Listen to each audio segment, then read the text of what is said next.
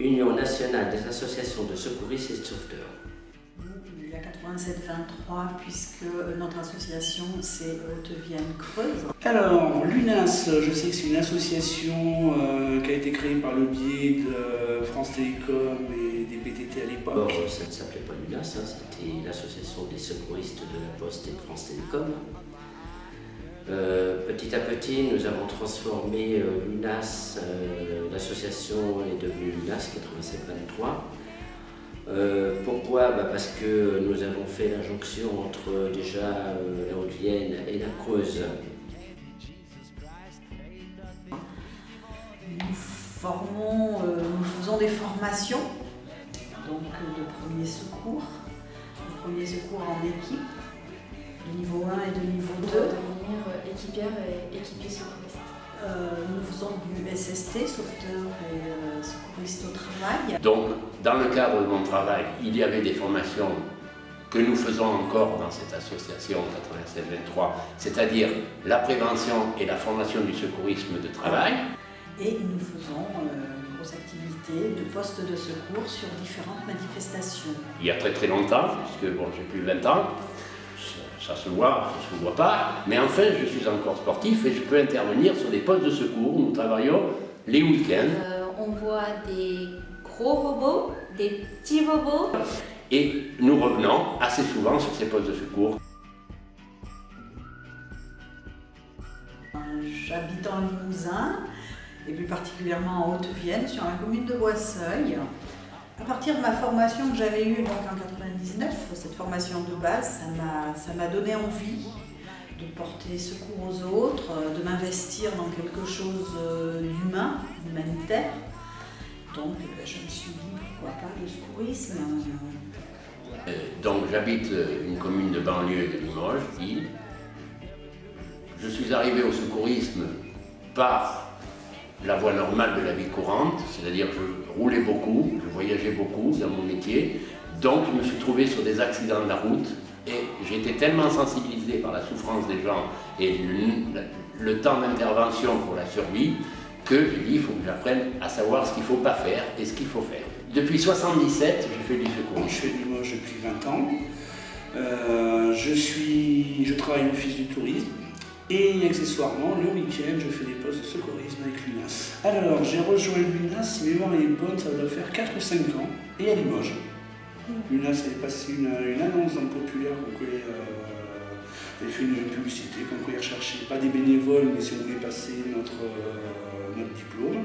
Moi, j'avais le diplôme, mais à l'époque, ça s'appelait Brevet national de secouriste, donc ça remontait à quelques années, donc il n'était plus valable. Donc j'ai passé une remise à niveau, et puis de là, j'ai continué, j'ai été voir des postes, j'ai fait des postes, et j'ai passé mes diplômes PSE1, PSE2. Après, pourquoi le secourisme uniquement à l'UNAS, je ne sais pas. C'est l'occasion qu'a fait le larron, j'ai vu la pub, je me suis dit pourquoi j'irais pas voir ce qui se passe. J'ai été voir une fois, j'ai vu la lumière, je suis rentré. Je m'appelle Jeanne, je suis étudiante. Ça fait depuis 9 ans que j'ai passé mon premier diplôme de secourisme. J'ai passé donc à l'époque, c'était l'AFPS et maintenant ça s'appelle le PSC1. Après, à l'âge de mes 16 ans, j'ai commencé à faire des postes de secours. J'ai décidé donc de me former quand il y avait une formation PSE1 et PSE2. Et ça va faire 1 an et demi que je suis équipière secouriste à l'UNAS 87. Donc j'ai commencé à l'âge de 16 ans de passer mon AFPS, le tout premier diplôme, par l'intermédiaire de ma maman qui m'en a fait part de la pub. Les formateurs qui m'ont fait passer le diplôme ont parlé des postes de secours. J'ai voulu savoir comment ça se passait. Ça va faire 8 ans que je suis à l'association. Et ça va faire 6 ans que je suis diplômée. Je suis rentrée à l'UNAS en 1978, en janvier 1978 exactement. Disons que j'ai un peu baigné dedans depuis ma plus jeune enfance. J'ai continué ma carrière au sein de l'UNAS en devenant président en 1994. Après, je me suis investi parce que j'estime que tout le monde actuellement, à l'heure d'aujourd'hui, devrait passer le diplôme de secouriste parce que ça soit dans la vie privée ou dans la vie professionnelle, c'est primordial. Ah oui, elles sont juteuses, ces anecdotes. Elles sont juteuses, des commissaires d'organisation qui font des signes parce qu'il y a une victime. Et comme le circuit avait changé, nous avons voulu traverser pour aller au plus près de la victime, dans un temps réel. Et nous nous sommes trouvés dans des marécages où les secouristes devenaient les victimes. En formation, il m'est arrivé quelque chose quand même assez épique, c'est lorsque j'étais en train d'enseigner un étouffement total, une obstruction totale des voies aériennes. Lors de la présentation du geste, j'avais demandé donc les 5 claques et pendant l'entraînement, je demandais à ce qu'on ne fasse pas le geste réellement, qu'on simule le geste. Et donc j'étais la victime et dans le cas concret, la personne qui s'est occupée de moi m'a donné vraiment deux claques très vigoureuses au niveau entre les deux omoplates. Ça a été très très douloureux. Voilà, ce sont des choses qui arrivent certaines fois.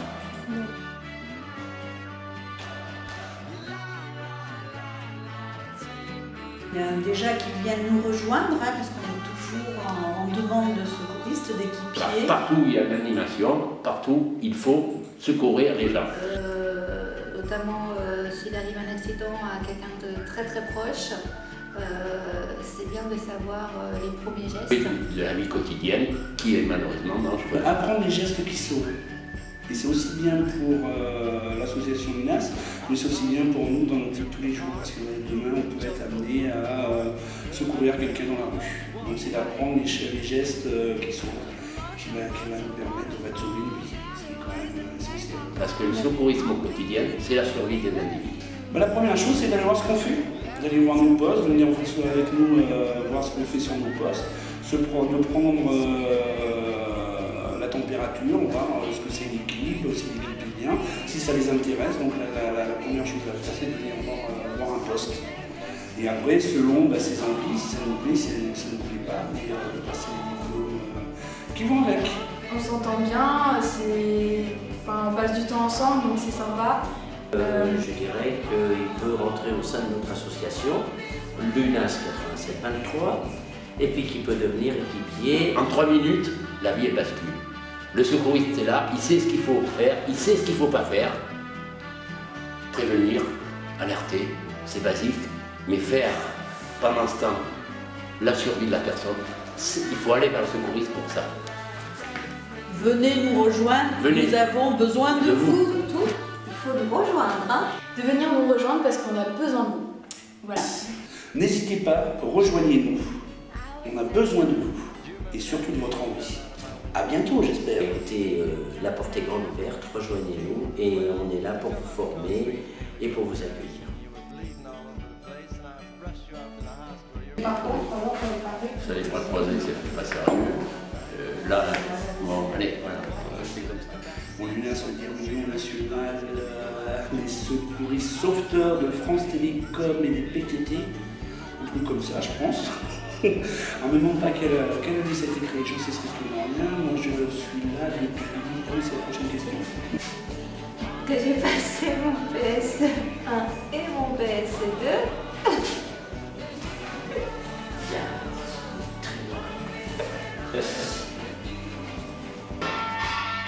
Et ça, c'est le téléphone. Et puis le monitorat aussi. Ça, c'est pour plus tard. Tu es sauveteur et tu. Ça y est, toi, je me suis planté. Moi, je fais du secourisme depuis des années, puisque j'ai été maître major sauveteur quand j'étais jeune et beau. Ça a arrêté parce qu'après, je ne sais pas pourquoi j'ai pris quelques kilos, mais il faudra couper.